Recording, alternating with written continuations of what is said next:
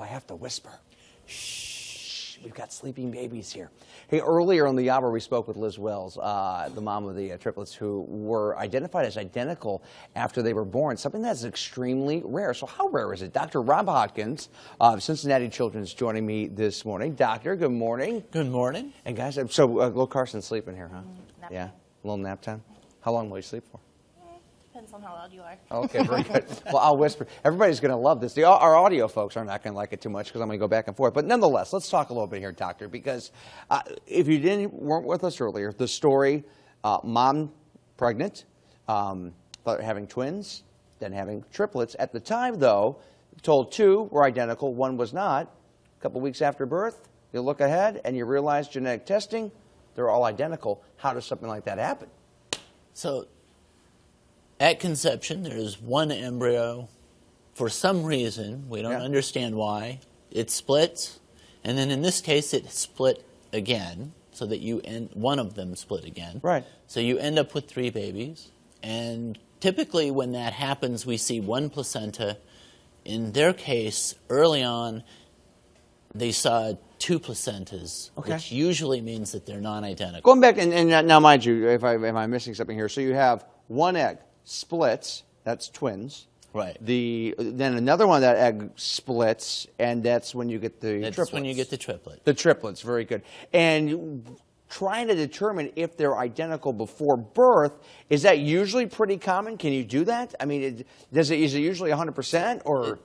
It's not 100%. Okay. Unless you do genetic testing. If you get DNA samples from each of them, which you could do prenatally, but it wasn't a reason to do it this time. So how rare is this? I mean, that's a really good question. Yeah. We looked it up in a bunch of different places and found estimates ranging from 1 in 60,000, which isn't that rare, to 1 in 200 million, which is extraordinarily rare. Right. And anything in between.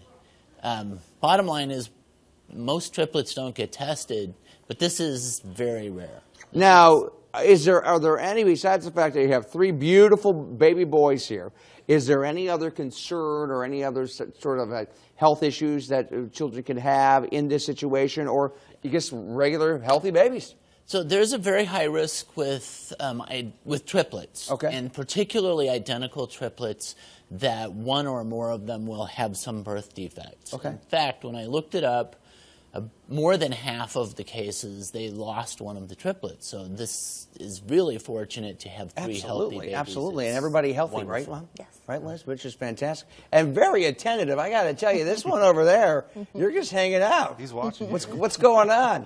Are you going to smile a little bit? Are you crack a smile there? He looks a little scared. He's just tired. Who's the creepy man? No, he looks good. And then he's just sleeping right there, sleeping right through. So the bottom line is, this is somewhat of a rare situation that we have right here. This is a very rare situation, and for me this was awesome because we were a little worried about Liam. He came in.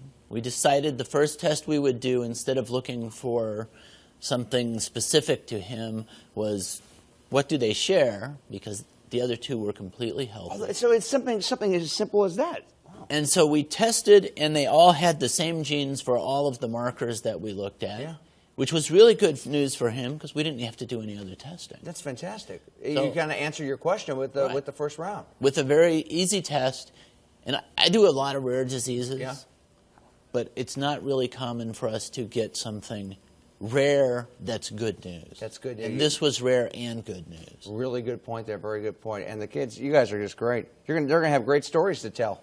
They sure are. Which is fantastic. Well, Doctor, thank you so much. Good information there. And the testing that parents do go under, that moms go under before birth, we're learning is not always 100%. Well, the imaging studies for looking for identical twins are not 100%, but they are helpful. Right. And in this case, we got a surprise when we did the testing after they were born. Well, we're about 2 months away, and as far as we know, just one. So we're probably in the clear, right? That's great. There's not another one hiding behind or something, right? Not like. Okay, very good, very good. Okay, well, thanks, guys. In a couple of months, I'll have a buddy. We'll have a play date. It'll be good. It'll be good. That'll be nice. Mom, guys, thanks so much, guys, for coming in. Appreciate it. Thanks for coming in.